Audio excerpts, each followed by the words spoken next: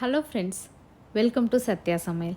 இன்றைக்கி நம்ம சத்யா சமையலில் நான் எங்கள் வீட்டு கிட்ஸுக்கு லஞ்ச் பாக்ஸுக்கு வந்து என்ன பேக் பண்ணுறேன் அப்படிங்கிறது தான் இன்றைக்கி நம்ம வந்து பார்க்க போகிறோம். இங்கே பார்த்தீங்க அப்படின்னா கிட்ஸோட ஸ்கூல் டைமிங் 6:15 எல்லாமே வந்து பஸ் ஏறிடுவாங்க.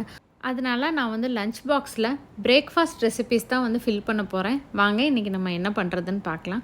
உருளைக்கிழங்கை வந்து முந்தின நாள் நைட்டே வந்து நான் நல்லா வேக வச்சு தோலை உரித்து வச்சுட்டேன். தோல் நீக்கின உருளைக்கிழங்கு வந்து நல்லா நம்ம வந்து மசிச்சு எடுத்துக்கலாம். இப்போ இந்த உருளைக்கிழங்கு மசாலாவுக்கு தேவையான ஒரு பெரிய வெங்காயமும் தக்காளி சட்னிக்கு 2 பெரிய வெங்காயமும் நான் எடுத்து வச்சுருக்கேன். உருளைக்கிழங்கு மசாலாவுக்கு வெங்காயம் வந்து இந்த மாதிரி பொடி பொடியாக கட் பண்ணிக்கலாம். நம்ம வந்து தக்காளி சட்னிக்கு பெரிய வெங்காயத்தை வந்து கொஞ்சம் பெரிய பெரிய துண்டுகளாகவே கட் பண்ணி நம்ம அதுக்கப்புறமா வதக்கி அரைச்சிக்கலாம். நான் வந்து 2 கடாயுமே அட்டை டயத்தில் வச்சுட்டு 2த்துலேயுமே வந்து எண்ணெய் சேர்த்துட்டேன்.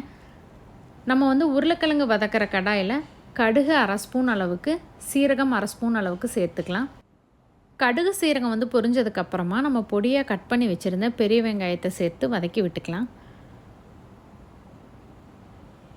இப்போ நான் வந்து தக்காளி சட்னிக்கு கடாய் வச்சுருக்கேன். அந்த அடுப்பு வந்து சின்ன பர்னர் சிம்மில் இருக்குது.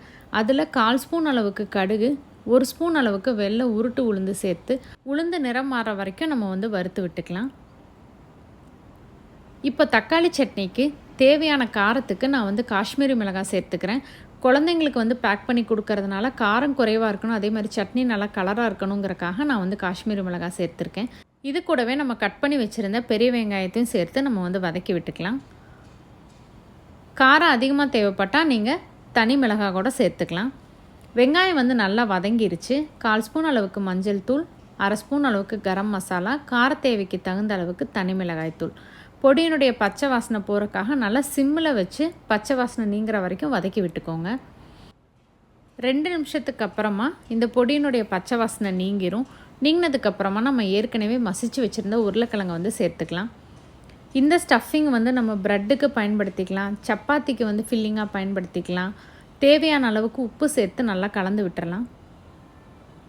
உப்பு சேர்த்து சிம் பண்ணி ஒரு 2 நிமிஷத்துக்கு கலந்து விட்டுட்டு நம்ம தேவையான அளவுக்கு கொத்தமல்லியை தூவி ஸ்டவ்வை வந்து ஆஃப் பண்ணிடலாம். இப்போ ஸ்டவ்வை ஆஃப் பண்ணி 5 நிமிஷத்துக்கு அப்புறமா 1/4 ஸ்பூன் அளவுக்கு சாட் மசாலா சேர்த்துக்கலாம்.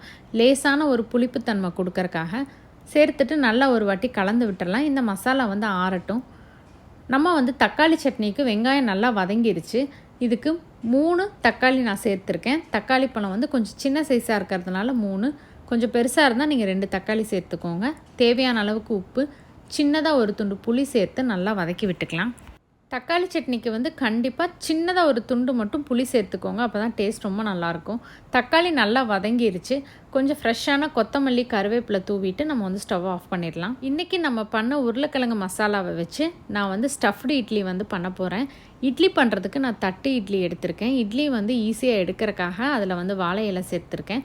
நீங்கள் வந்து சின்ன சின்ன இட்லியாகவும் நம்ம ஸ்டஃபிங் வச்சு ஊற்றிக்கலாம், நம்ம சாதாரண இட்லி தட்டிலையே. இப்போ நான் வந்து 2 கரண்டி அளவுக்கு மாவு ஃபில் பண்ணிக்கிறேன். ஃபில் பண்ணதுக்கப்புறமா இந்த ஆறுன உருளைக்கிழங்கு மசாலாவை வந்து நம்ம நடுவில் வச்சுட்டு மேல்புறம் வந்து தேவையான அளவுக்கு மாவு வந்து ஃபில் பண்ணிக்கலாம். இந்த மாதிரி ஒரே இட்லி பெரிய இட்லியாக நம்ம வந்து ஊற்றிட்டோம் அப்படின்னா கட் பண்ணி சின்ன சின்ன துண்டாக வந்து கொடுத்துக்கலாம். அப்படிங்கிறக்காக நான் வந்து தட்டு இட்லி பயன்படுத்தியிருக்கேன். நீங்கள் சாதாரணமான சின்ன இட்லி தட்டு கூட நம்ம வந்து பயன்படுத்திக்கலாம். இல்லைனா கொஞ்சம் மீடியம் சைஸ் அளவுள்ள மினி இட்லி தட்டில் ஊற்றுனீங்கன்னாலும் நல்லாயிருக்கும். இப்போ வந்து 2 பக்கமும் தேவையான அளவுக்கு நம்ம மாவு வந்து ஃபில் பண்ணியாச்சு. நல்லா ஒரு தடவை டேப் பண்ணி விடுங்க, அப்போ வந்து லெவல் ஆகிரும். ஏற்கனவே வந்து சூடாக இருக்க இட்லி பாத்திரத்தில் நம்ம வேக வச்சுக்கலாம். வதக்கி வச்சுருந்த தக்காளி சட்னிக்கு வந்து வெங்காயம் தக்காளி ஆறிடுச்சு. உப்பு செக் பண்ணி பார்த்துட்டு தேவைப்பட்டால் தண்ணி சேர்த்து அரைச்சி தக்காளி சட்னியில் கடுகு சேர்த்து நான் வந்து தாளிச்சிட்டேன். ஃப்ரூட் பிரேக்குக்காக நான் வந்து மாம்பழம் கட் பண்ணி வச்சுருக்கேன். கண்டிப்பாக வந்து ஃப்ரூட் பிரேக்குக்கு ஒரு பழம் எடுத்துகிட்டு போகணும். ஸோ டெய்லியும் ஒவ்வொரு ஃப்ரூட் வந்து நான் வைப்பேன். இன்றைக்கி மாம்பழம், அதே மாதிரி நம்ம அரைச்ச தக்காளி சட்னி இதில் சேர்த்துக்கலாம். இப்போ வந்து இட்லி வெந்துருச்சு. நடுவில் வந்து குத்தி பாருங்கள், மாவு ஒட்டாமல் வந்தது அப்படின்னா இட்லி வந்து ரெடி ஆகிருக்கும். எடுத்துகிட்டு ஒரு 2 செகண்ட் ஆற விட்டுட்டு அந்த ஓரங்களை வந்து லேசாக இலக்கி கொடுத்துட்டு அதுக்கப்புறமா நம்ம வந்து இட்லி எடுத்துக்கலாம். நம்ம இலை சேர்த்துருக்கிறதுனால காலையில் டைம் வந்து எடுக்கிறதுக்கு ஈஸியாக இருக்கும், அதோட வாசமாகவும் இருக்குங்கிறக்காக தான் நான் வாழை இலை பயன்படுத்தியிருக்கேன். இப்போ வந்து இந்த இட்லியை நம்ம சின்ன சின்ன துண்டுகளாக வந்து கட் பண்ணிக்கலாம். அப்போ வந்து பசங்க வந்து எடுத்து சாப்பிட்றதுக்கு ரொம்ப ஈஸியாக இருக்கும். அப்படியே சின்ன சின்ன துண்டாக எடுத்து சட்னியில் வந்து டிப் பண்ணி சாப்பிட்டுக்கறதுக்கு ஈஸியாக இருக்கும்.